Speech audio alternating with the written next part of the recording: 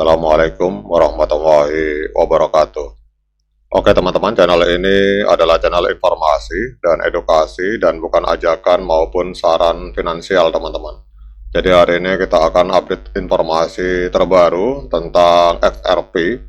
Namun seperti biasa, sebelum kita berbicara tentang XRP, mari hari ini kita berdoa bersama-sama, memohon pada Allah agar kita semua senantiasa diberikan nikmat berupa kesehatan dan juga diberikan keberkahan dalam setiap rezeki yang kita terima pada hari ini teman-teman. Oke teman-teman, pernahkah teman-teman membayangkan bagaimana sebuah bank raksasa memperbaharui sistem kasirnya tanpa harus menutup kantor cabang sehari pun teman-teman? Jadi bayangkan ada ribuan teller yang tersebar di seluruh dunia dan mereka semua harus sinkron dalam 1 detik yang sama agar tidak ada uang yang salah hitung teman-teman. Jadi di dunia blockchain inilah tantangan yang dihadapi oleh XRP Ledger atau XRPL. Baru-baru ini komunitas pengembang di balik XRP Ledger ini mengumumkan persiapan peluncuran versi 3.2.0 teman-teman. Jadi sekilas ini mungkin terlihat seperti pembaruan aplikasi ponsel biasa yang sering kita abaikan di Apple Store. Namun bagi ekosistem kripto, ini adalah sebuah langkah krusial menuju modernisasi infrastruktur yang lebih stabil dan aman teman-teman. Kemudian mari kita bedah apa yang sebenarnya terjadi dan mengapa ini bukan sekedar ganti nama, melainkan pondasi untuk masa depan yang lebih kokoh teman-teman. Jadi yang pertama, mengapa harus ada ganti nama teman-teman? Jadi banyak orang yang bertanya, hanya ganti nama dari Ripple D menuju XRPLD teman-teman. Seperti yang kita lihat di video kecil ini, video singkat ini. Jadi hanya ganti nama dari Ripple D menjadi XRPLD. Kenapa harus heboh teman-teman? Jadi dalam dunia teknologi, penamaan adalah segalanya. Jadi Ripple D telah menjadi nama perangkat lunak atau software utama yang menjalankan jaringan XRP Ledger selama bertahun-tahun. Namun seiring berkembangnya teknologi dan kebutuhan akan skalabilitas yang lebih besar, para pengembang merasa sudah waktunya untuk melakukan penyegaran teman-teman. Jadi peralihan ke XRPLD. XRPLD itu adalah sebuah langkah formal untuk menyelaraskan nama perangkat lunak dengan identitas jaringan yang sebenarnya teman-teman. Jadi XRPLD 3.2.0 teman-teman.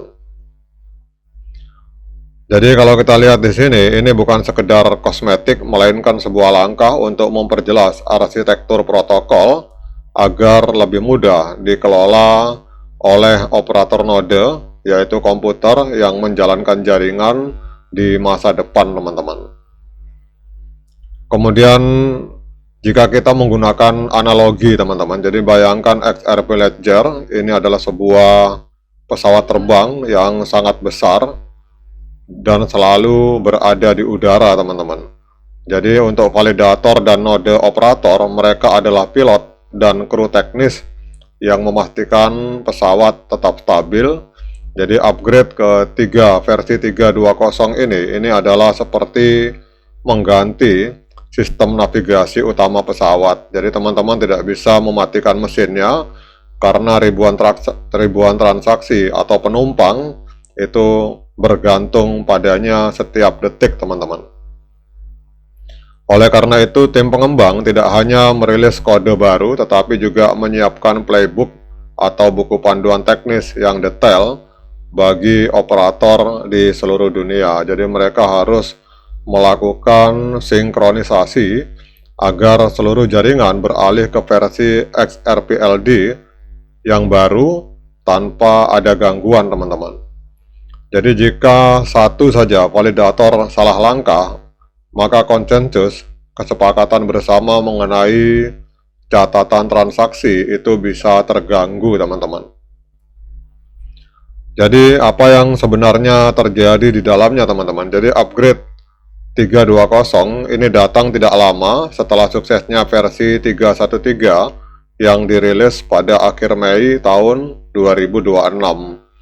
Jadi versi sebelumnya itu berfokus pada perbaikan dapur jaringan seperti sistem NFT, sistem berangkas hingga protokol pinjam-meminjam atau lending, teman-teman. Sementara dengan 320, fokus utamanya adalah stabilitas protokol, jadi memastikan bahwa jaringan tidak hanya cepat tetapi juga tahan banting terhadap lonjakan transaksi, teman-teman. Kemudian masalah keamanan, jadi memperketat celah yang mungkin ada di dalam sistem lama. Dan yang ketiga, modernisasi, jadi akan memudahkan pengembang baru untuk membangun aplikasi di atas XRP Ledger dengan dokumentasi dan struktur kode yang lebih bersih, teman-teman.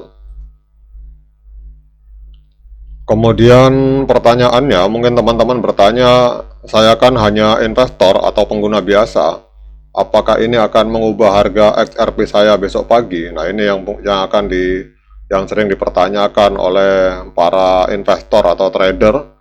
Jadi secara langsung, upgrade ini mungkin tidak mengubah grafik harga secara instan. Kita lihat hari ini XRP mengalami penurunan 1,12%, diperdagangkan di angka 1,15 US dollar, teman-teman. Jadi secara langsung upgrade ini mungkin tidak mengubah grafik harga secara instan, namun mari kita lihat dari perspektif jangka panjang, teman-teman.